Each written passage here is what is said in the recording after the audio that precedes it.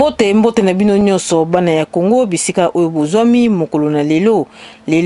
na yambeli bino papa na biso ndeko na biso oyo amesana koleka kati na masolo ya sika pona kosalaka ba analyse na oyo tali actualité nyonso ya koleka na kati na Congo lelo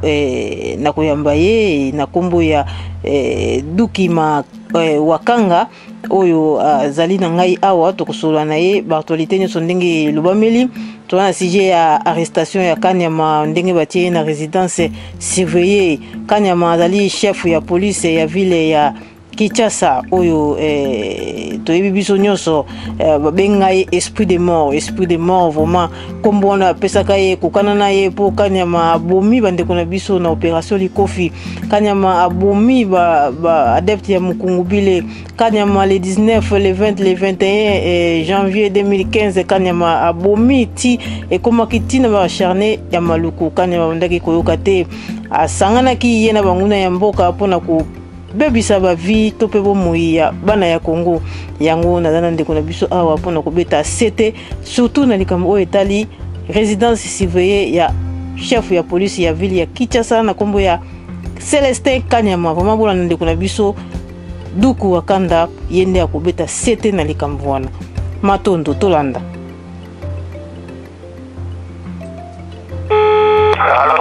Alors Mbuta ezali ngai patila belle ya masolo ya sika vraiment tozali en direct ya www.masoloyasika.com. Mbuta moya ko présenter ezali susu te pe batu mingi bayebi ete olekaka kati ya www.masoloyasika pona ko salaka ba analyse lelo tozaki sango ya arrestation ya Kanyama oyo azali chef ya police ya ville ya Kinshasa. Tozwi sango na ye après avoir ko boma bandeko na biso après avoir ko sala musala oba ba Rwanda ba mesana kotinda ye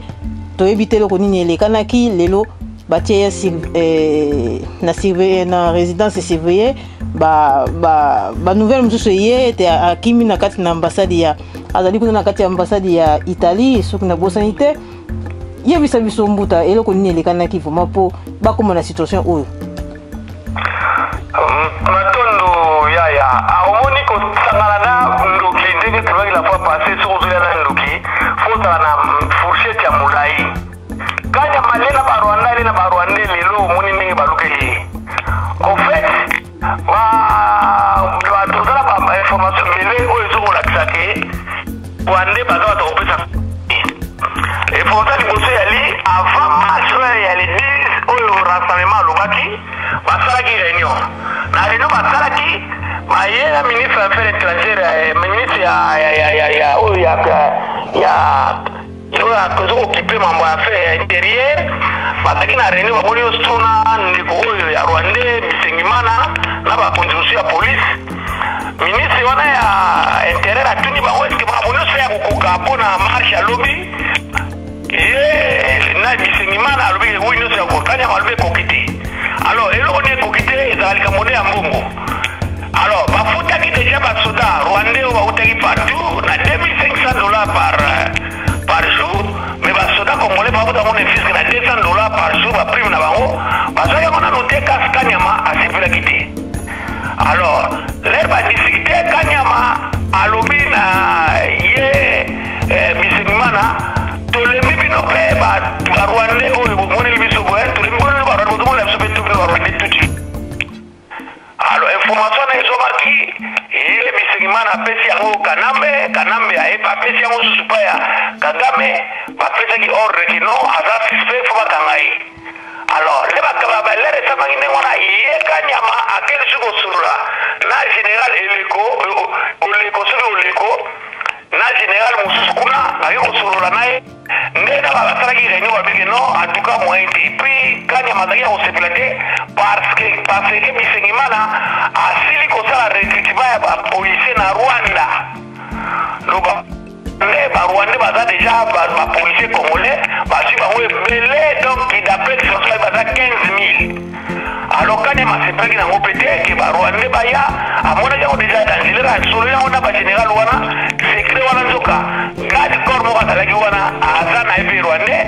ainforme Bisengimana bisenga na informé Kanambe ekompa ya Kagame décision nde bakanga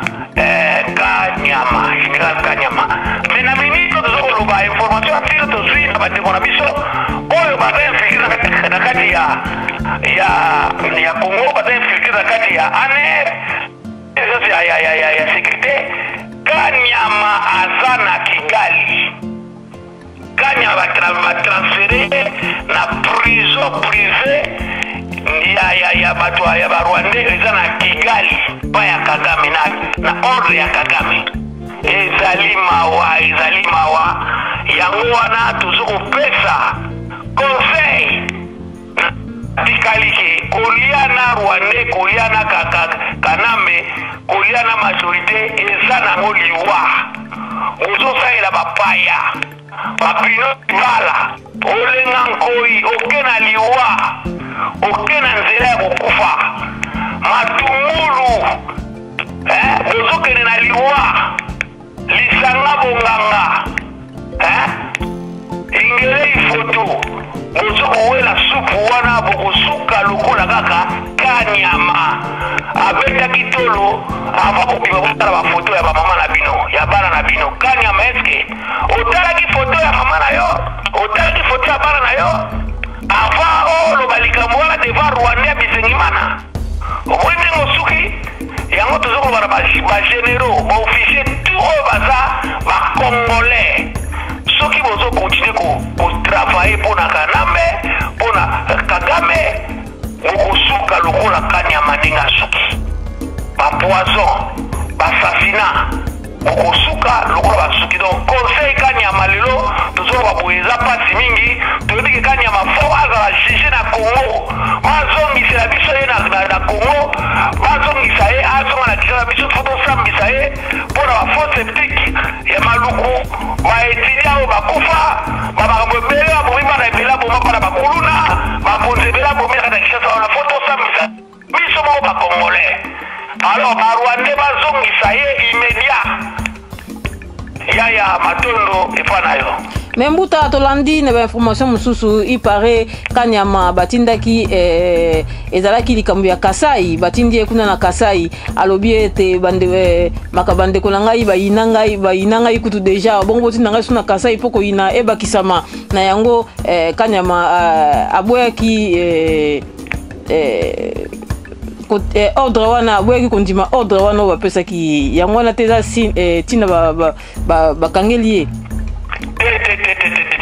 information wana pesi yo ya sir eza yango wana ya information ya sir oyo tozwi na bato ya renseignement oyo baza wana toza na bacongolais baza kuna baza na kati ya barenseignement wana ane bato ya demiape toza na bacongolais ebele oyo baza na bango contre mais oyo toza na bango basala eloko moko makasi komisa Kanambe akende komisa Kanambe akima akende bazokoyiba mbongo bazokosala ebele mingi tala bapasseport na lokuta kolia bambongo ebele bango ebele bazokosala kobomaka bandeko na biso konyokolaka famille bandeko na biso passe par là donc eza nde likambo wana na susi na yesu fale nde batinda so basoda mosusu kuna naka kotaka mwena sapu aboyaki mpe wana aboyaki yango deja ava fale batinda 200 aboyaki yango deja ava parce que oyo 40 wana bakendaka bakata yango mitu batisenga na baregion mosusu barwandais baza kuna oyo bakamwena sapu barwandais bazokoboma siko tozokoloba deja ya 40 fausses communes 40 na 40 fausses communes eza estimé déjà na plus de 400 à 4000 à 5000 morts oyo eza estimé bazokotela bato na bandako basoda barwandais wana bazokotela bajeune na bakananga na bamujimai na bavillage batie nyonso bato bazoboma wana yali bayimbe biso tosila bango baya kovanda wana baexploite mboka na biso tosala keba me likambo ya Kanyama eza ide yango wana atie mwa motu mongongi pala bango amoni siko ndenge babalukeli ye yango tozolobela meme Elvis oyo akoti bazoba Elvis motu malamu Elvis bakotinda yo boba bandeko nao Elvis soko osali yango suka nango bakoboma yo Elvis mpe ndenge moko kaka na yebi te Elvis yango sala Congo no bien so de la paix congolais ba so ba za mona njili to yebi ete mais total la so ba uti wa pi to luka pe ko ba yi ba general kaso ba nani bino ti oza wana Kabila ndenge bozala tanki bozala e wana na sécurité te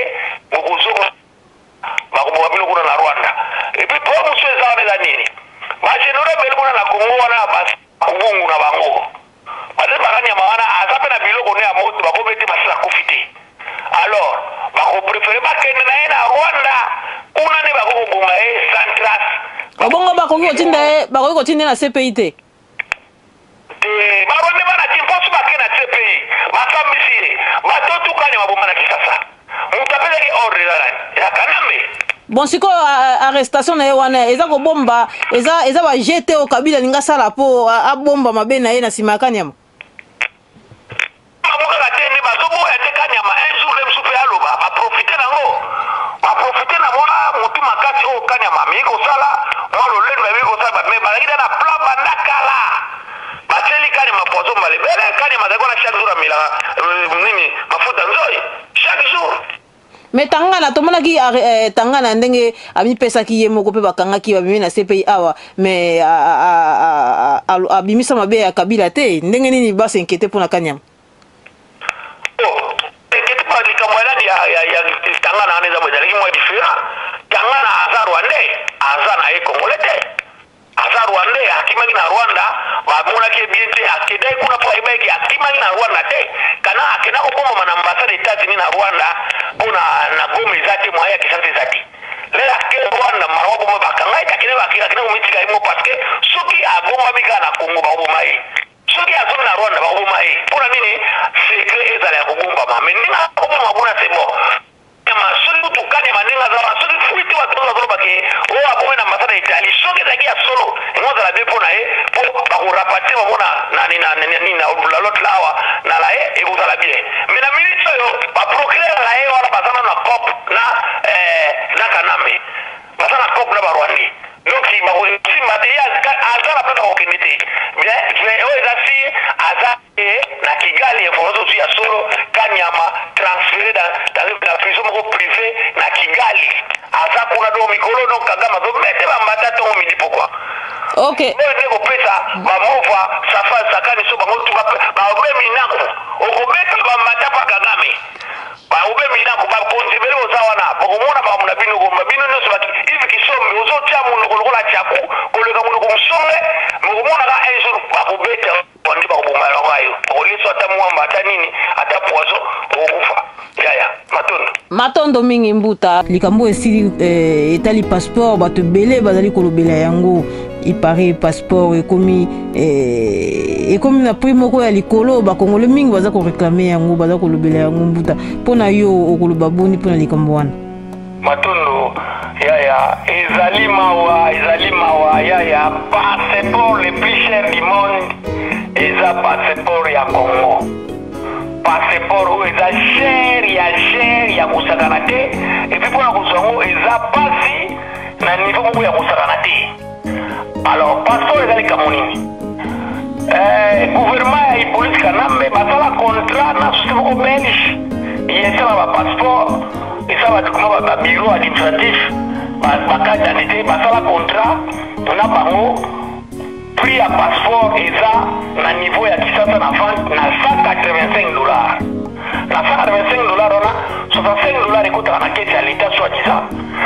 $120 eyaka na Belgique na société wana epi société nazwaka $60 atinda yango na konti ya Kanambe ya mwana moko ya mwasi asala kuna société mona na mbuku na Dubai batinda yango ya eza na konti bakarte d'identité basala contrat na bango prix ya passeport eza na niveau ya Kisasa na vente na $185 na $185 wana $65 ekotaka na kete ya leta soi-disant $120 eyaka na Belgique na société wana epi société nazwaka $60 atinda yango na konti ya Kanambe ya mwana moko ya mwasi asala kuna société mona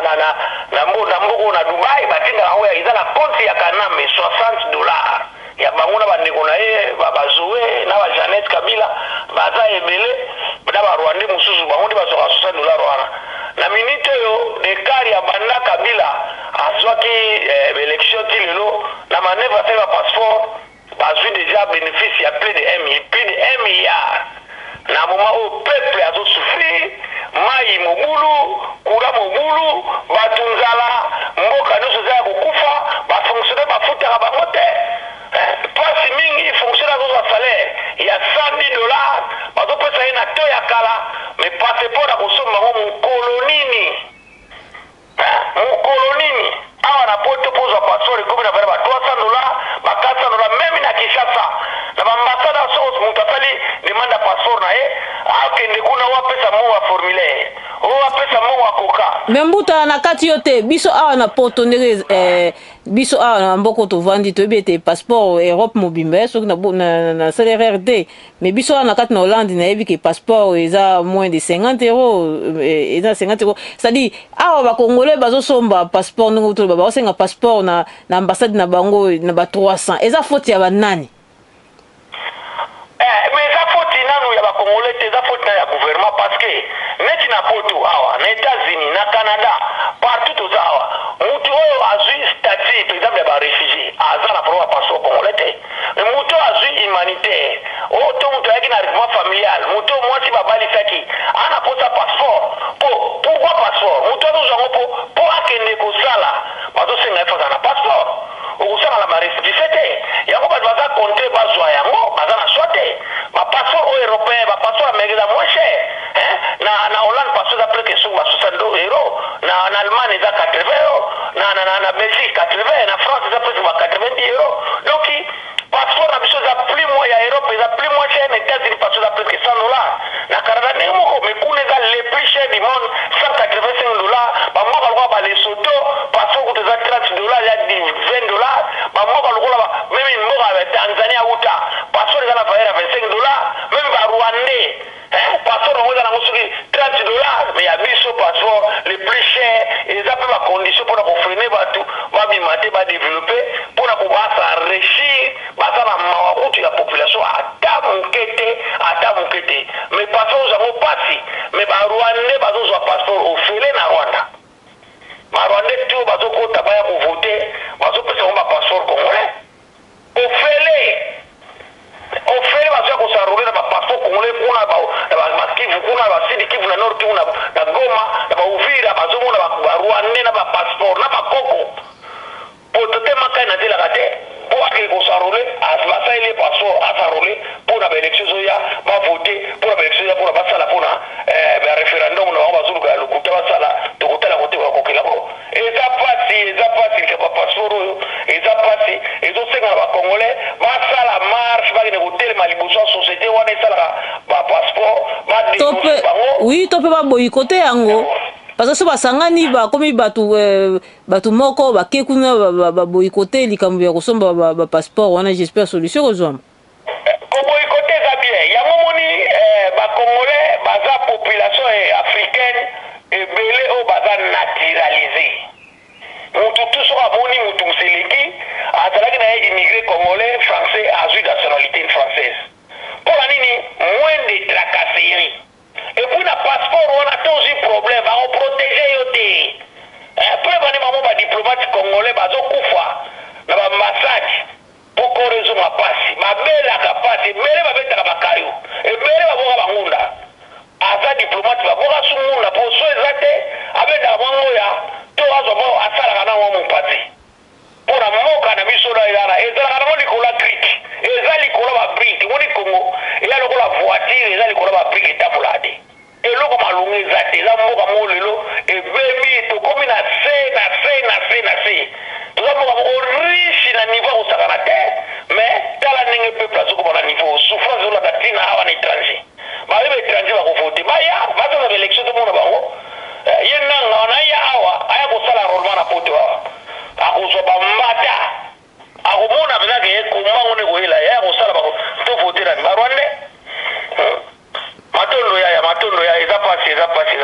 ok matondo mingi tokolobela likambo oyo etali visite ya Kabila oyo tomoni na mboka ya Egypte mpe abandi kotambola eza dina nini noma Kabila visite Egypte aza na ye illégal ndenge aza wana parceke na poto lelo Kabila na limite makoyamba ye ake kuna parceke fuite moko ezalaka ke ambassadeur fo batya ambassadeur moko ya sika na Egypte baproposa batya Zoé donc c'est sûr yango ake kobongisa kuna mais au fait nayebi te peut-être ake koluka susu moyen parce que Égypte baza parmi armée mpe ya makasi oyo eza bien formé baaméricain et puis Égypte mpe eza na baconnexion bien na baaméricain na baisraélien osali mosusu atuluka kaka mo bapui mais eloko moko balungisa te ndenge azalaka na illégal kaka azalaka illégal aza donc akomi kodirige na ndenge aki gangster aza illégal. Ok, tomonaki retour ya Félix Tshisekedi na mboka utaki ya Ethiopie azongi na kati na Kinshasa asali plein ya makasi lokola kaka papa na ye ndenge balobaka tel père tel fils Félix asali vraiment plein ya makasi au juste ndenge bavandi na opposition banda bon 32 ans to plus de 32 ans ya opposition kaka ba plein il pas de continuer un système on va plein ou bien le sans action matondo ya bon système on va plein wana eza ya zuyango mais on devait ba lobeza biloko ya papa na ye mais eke nene na ba sacrifice te que ça la que ba plein wana ya lipo ba maso te ba kufaka a profiter ba plein wana pour faire la changement et puis avoir discours oh eza radical discours lokola ba ngwanda discours lokola ya ba nemo na nsemi o ba pesaki yango ndako ba discours lokola oyo ya ba papa oyo azala fignicide oyo nani mukungubila oyo eza direct izoba ke no kanambe aza rwanda eloko koloba yango wana ke d'abord kaza rwanda azonga na rwanda ouvertement bakosala rien eloko koloba yango wana po tondima soki akosala discours babengaka président soki osalaka basanganaka basalaka soki gouvernement moko wana nango na ntina te barwandi bazokemisa misisa kongo bovivre na esclavage peuple azo eza bie baple wana mais aprofite nango na ndenge ya bien mais ezala teke koma kaka mpona bato bakufaka na bango bapamba na bamarshe bato bakufaka te ezala na aprofite nango na ndenge mpena ya bien matondo obongo lisolo likambo oyo etali troisième dialogue tozali koyoka oyo ya mibale lokola batieti bala bamosusu baboyi bazali koinsiste bakenda oyo ya misato likanisi wana okozwango boni matondo mama ya mbuta ya eloko naloba nini mboka wana nayebi te tokosuka soki na ba 15e dialogue so otali badialogue ebanda na kongo bande oyo ekozala te ba 40e so ba 40e dialogue wana eza na ntina te tu wana kabila azosalaka babiloko na ye Alex Alain tokomeya na mois de mai kala te le tokoma na juin alobaka ta eza so moke moyen so meleki oyo 2018 oyo tosala dialogue mosusu yakoso drible asala boye donc bon nayebi te osala so osala dialogue basala mais en tout cas biso na résistance dialogue wana tomona oyo eza nango na ntina te po élection eza na ntina te eloko eza important nde balibération ya mboka totomboka barwande bazonga libération ya mboka batonga par tous les moyens assassinat guerre survivement populaire faut kobengana nano bapaya bongo tokovanda tosolola badialogue eza nango na ntina te bakosala ata 1000 dialogue ekosimba nango te baza mpe kuna baza na bango corrompu baza toxique baza sans manière tala ndenge bazoni owezaka mangeoire koluka bambongo baolenga nkoli bango na bakei bacibala basombi ebele kuna ebele tala bamatungulu lelo bazazolola ezo matungulu ake ndenge aza na détourna 22 000 euros 22 000 $ ya bacotation tosala série ya bato bakufa le 19 septembre le 20 septembre donc bibi oke owela kuna matungulu na sekele na regrete makasi donc moto konja motema na kongo kuna aza na ete bamobaki bango tozomona ngo badire bango wana bakele bakolukelwa kolia donc toyebi te alors yango wana tozokoloba toujours soki troisième dialogue yango ekozala soki ekozala te etali bango biso eloko ozala ngo babeforta barwande bakende Félix soki alingi peuple asoutenir esu makasi abanga te alobaki tolobengana barwande bakende matondo mbuta mpona kosukisa mutuna na ngai ya suka ekokende mbangu na liwa ya mwana ya secrétaire général ya IDPS Kabundu oyo baye kokuta ye moko nayebi te soki ye moko amikangisi nga to mpe bakangaki ye toyebi te au juste eloko nini esili koleka na likambo wana matondo na likambo wana au fait isko enquête ezosalema mais ce qui est là déjà bato ya manzoire bato ya kanambe bazosala par tous les moyens badestabiliser IDPS parce que noyo wana etikali ya suka eza wana tous les partis wana batia na kongo wana parti ya malunga tozomona ngo soutien tozokomona ngo susu ata moke te alors va déstabiliser IDPS peut-être yango bapousse mwana wana soit babomie soit mwana bapousse na suicide alors totala mikolo koya ndenge enquête koyela mais ezomona na kaka wana nyonso eza batrocise ya kanambe mwana wana amibuma akufa na keliwa eza ya maladi mutu aza responsable eza kaka kanambe wana ipolite bato tu bafa na Kongo eza na bango bato to kuzonya na courant na poto kudi atakufa jamais na courant siko mutu alikufa na courant nani aza fautif nani aza mutu aza fautif nani ya president kama kamutu za des autres kisasa babi kisasa solo malgré tout mutu aza wana na gouvernement wana azosa elote eza Andre Kimuta mais chef na nani kanambe pana bena kisasa nani aza rezo eza ye eza pasi tota bankete oleka pona mwana wana keso na mrepoza pe vraiment bayeba nini pena kufeli me nyoso liwanya suwela mwana wana yaya eza kaka responsable eza kanambe akufa na suicide ata babomie na Kongo wana mutu to akufa mutu na iso na kanambe parce que moko eza malamu te insécurité za total bazuli ya binti matondo mingi mbuta na ndenge osili koyandola na mituna na ngai vraiment tomonani mbala ya nsima.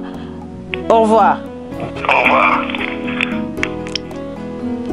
Merci mingi na bandeko bosili kolanda biso bino moko bouti kolanda ndeko na biso na ndenge asili kobeta sete na ye analyse na ye na ndenge mesana kosala na kati na www.masoloyasika.com. mituna ezalaki ya ngai ba réponse ezali ya ye bino bozali kolanda botia ba commentaire ndenge bokomonela pe bo aimer to pe abonner na chaîne na ngai YouTube. Merci mingi na ndenge bozalaki toujours présent